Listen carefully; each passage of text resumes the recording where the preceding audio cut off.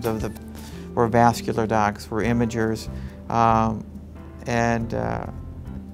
yeah, another area, another case in point too is, and I see a lot of these, women with uterine fibroids.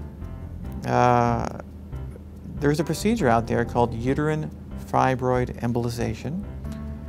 It's a really good procedure. It's an outpatient procedure, at least overnight hospital stay, max, where we actually go into the artery and put little particles that block the blood supply to the fibroids. Now, first of all, fibroids are quite ubiquitous. Almost 50% of females will have fibroids. So just by virtue of having them doesn't mean you need to be treated.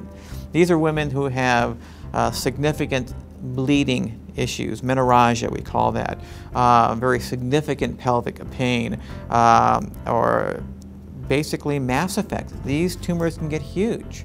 They're pushing on colon, they're pushing on the spine, and because of that, size issue, the mass effect, they're having symptoms from that.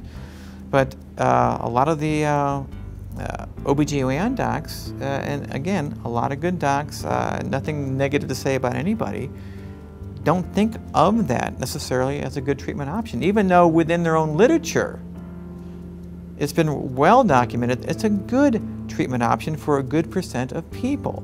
In fact, when we do the embolization, 90% of the patients we treat will get symptomatic relief.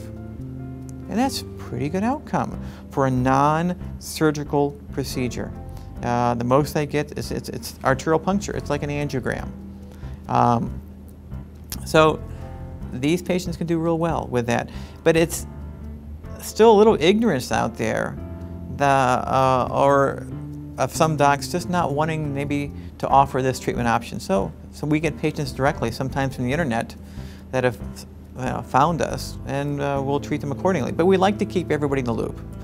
It's not our job to take patients away. We really enjoy working in a very interactive fashion with all subspecialties.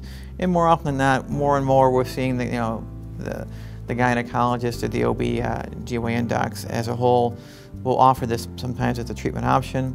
They send them to us, and we make sure that we're all involved in that patient's care.